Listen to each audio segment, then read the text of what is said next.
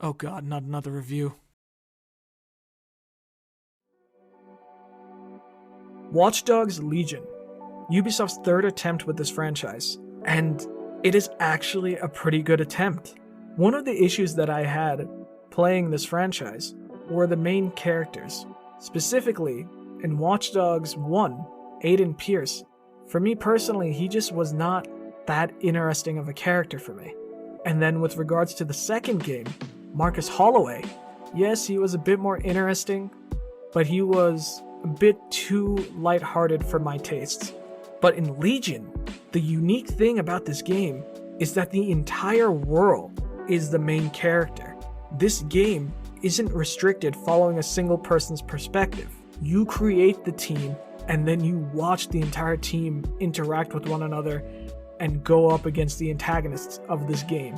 I loved that about this game. It made for a very unique experience. When it comes to the story, the game starts off following a DedSec operative known as Dalton Wolf, and he is mid-mission to try to stop a terrorist bombing attempt in London. As the mission progresses, certain things go awry, and Dalton Wolf is unfortunately executed by the main antagonist of this game, Zero Day.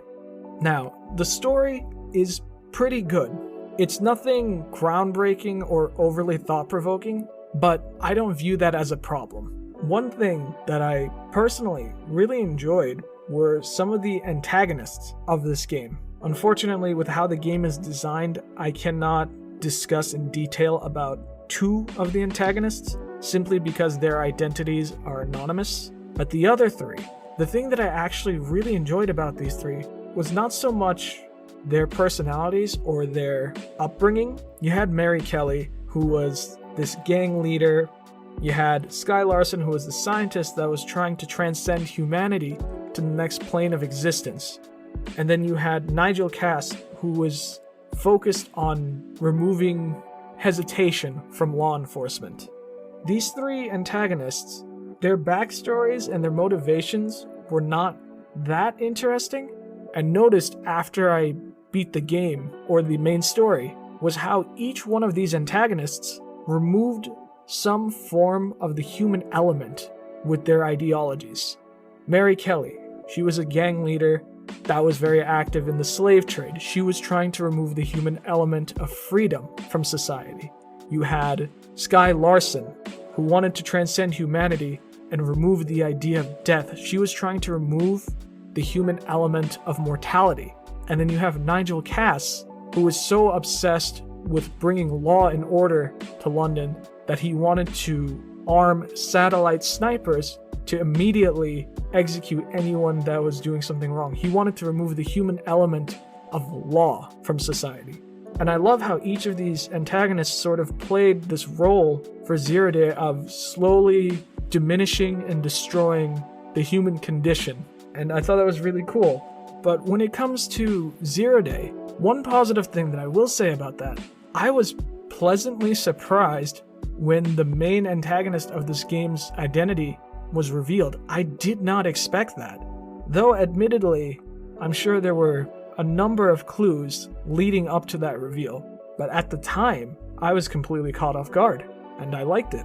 But unfortunately, with regards to the story, the game does feel a bit rushed near the end, especially with your final confrontation with Zero Day.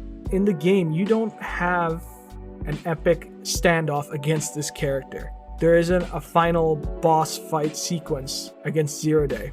And that is one of the few problems with the story, but it wasn't anything that ruined the entire experience for me. More along the lines of, I wish it was fleshed out just a little bit more. When it comes to the gameplay, the best way I can describe this game is that this is Ubisoft's version of GTA with a twist of hacking mechanics. Around 1/3 of the main story missions for this game require the use of your gadgets. Since the whole city of London is functioning through the use of a series of computers, you are able to use several different gadgets to hack your way through the city. One of your main tools is your cell phone that you can use to hack different aspects of the city, whether it's putting up roadblocks, checking the identities of various different characters throughout the city, or stealing a vehicle. Your cell phone is your number one gadget when it comes to the gameplay. With regards to the story missions, about 1/3 of the story missions require the use of your spider bot or your drones and solving puzzles. Now, I understand that the point of Watch Dogs is technology. Your main weapon are your gadgets. But I found myself multiple times sort of just wishing that the spider bot sections were less frequent and the puzzle sections were a bit faster.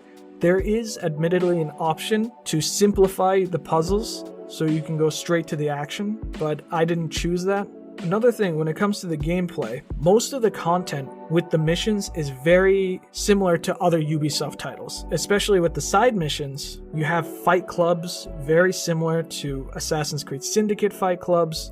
You have side content where you have to liberate burrows and destroy propaganda towers, which is almost identical to Far Cry games, where you have to liberate radio towers. And even the missions where they have these AR reconstruction sequences, where you see how events turned out previously, is identical to the Echo reconstruction sequences in The Division. A lot of the content regarding how missions play out are very similar to the other Ubisoft titles.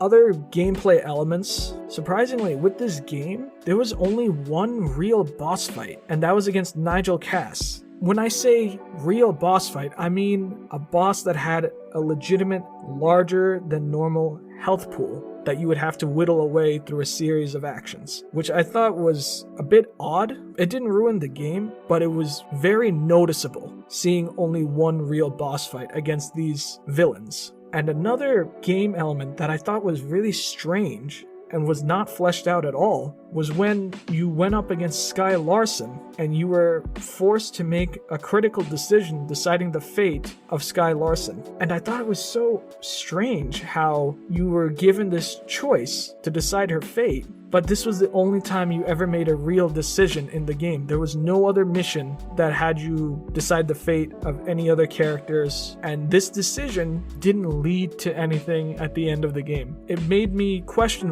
why I had to make this decision in the first place.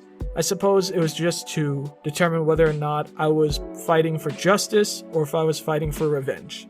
The crown jewel of this game, and the one thing that makes this game so much fun, is the recruitment system. The entire world is your roster, and you can recruit anyone, from a construction worker, a businessman, to even a fully fledged spy. And the crazy thing about this game, you can walk along any street, and if there is a character that you think is worthwhile, you can walk up to them and recruit them. Granted, when you try to recruit a random civilian, you have to go through a process or a specific side mission to recruit that individual, which usually involves going into some facility, saving someone, hacking into something, etc. I thought it was very impressive how anyone, if you look at them, even people you fought against, were potential recruiting allies. Anything goes. And that made for a level of freedom that I was not familiar with.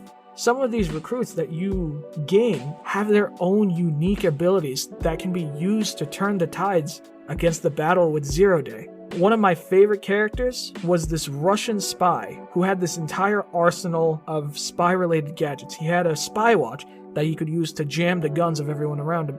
He even had his own personalized vehicle that could cloak itself when need be and could shoot missiles. And it's this level of creativity that makes the game so much more enjoyable. When it comes to building your team, everything you do in this game has value and has weight. Certain members of your team will have family members that if you end up hurting in the crossfire, they will take notice of it and they will actively either express their disagreement or leave. You have scenarios where some of your teammates can be kidnapped mid-mission and you have to go on an entirely new mission known as a revenge mission to try to save them. Also, for example, if you accidentally hit one of your teammates while you're playing as a different character, that other teammate will always remember the assault. Even if it was just an accident and one time, they will remember that you hit them. Everyone is connected to one another. Other side notes, this game does have a store page where you can buy cosmetics and some quality of life shortcuts, but for me, I only looked at the store page once. It wasn't too prominent. They weren't obnoxious about the store. It was there, and if you wanted to look at it, you could, but I didn't personally buy any of the cosmetics. Other side notes, the cars in this game are pretty cool, but nothing exceptionally unique, except for this one car, which the best way I can describe it, it was a self-driving taxi, and the design of it was very unique in the sense that it was a 4-seater car, but there was no steering wheel. It had the look of a portable lounge that I personally thought was really cool and would love to see in real life. Another side note, there is a healthy wardrobe size in this game, and there are several different in-game stores that you can go to that have their own personal flair for fashion. Me personally, I'm a big fan of solidarity with my team, so I purchased suits for my entire team, matching face masks, sunglasses. It just made for a much more engaging experience for me. This game is a healthy length. It wasn't 80 hours long or 100 hours long, and it wasn't 8 hours long. If I remember correctly, it took me roughly around 18 to 20 hours to beat, if you only focus on the main story. But instead of just a standard numerical rating system, 0 out of 10, 5 out of 10, we're going to be using a quote system. Certain words that we would use to define this game, and then from there, we elaborate on those words. And the first word that I would use to describe this game, it is grotesque, but in a great way. Now I know what you might be thinking, oh, he hates the game, he thinks it's terrible. No, in actuality, I use this term as a compliment to the overall atmosphere and immersion to this game. You are not playing as your standard knight in shining armor. No, you are not playing as your conventional hero. You lurk in the shadows. Your main base of operations is an abandoned subway station. Everything about you screams vile, ugly, grotesque. You're not here to be praised by the masses. You're here to win. Your best friend is the element of surprise. You do not fight head on. And on top of that, you do not fight to be recognized. Everything you do, your sole objective is to stop Zero Day, who is this chaotic evil. The best way to describe it, you are playing as a necessary evil to go up against a chaotic evil, and nothing will stand in your way. Collateral damage does not mean anything to you. It is dark, it is gritty. You fight to win, not to be a hero. So that is why I use this word, but I use it as a compliment. The next word I would use to describe this game, it is familiar. Now, this is on you whether or not you believe this is a positive or a negative. I would say it's a neutral word. Throughout this entire game, a lot of the content that you will be playing, the side missions, some of the story missions, the skeleton of this game is damn near identical to previous Ubisoft titles, Assassin's Creed, Far Cry, The Division, even some of the Ghost Recon games. You have played this model of an open world before, but at the same time, maybe you are a big fan of the Ubisoft model of open world games, so this might be right up your alley.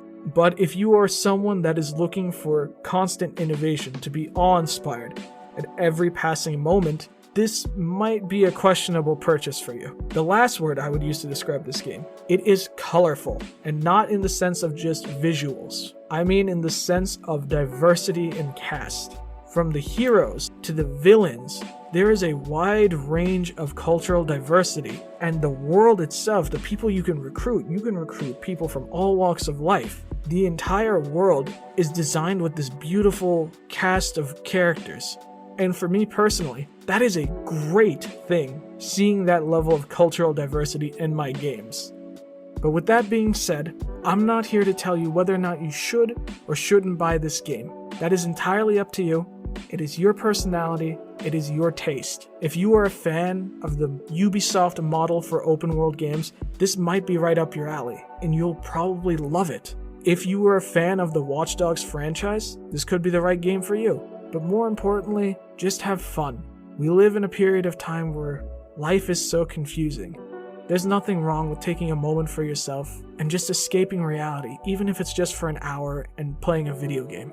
I hope you guys enjoyed this review. We'll see you guys next time. Have a fantastic day, and even if you don't, have an even better tomorrow. Have a good night, everyone.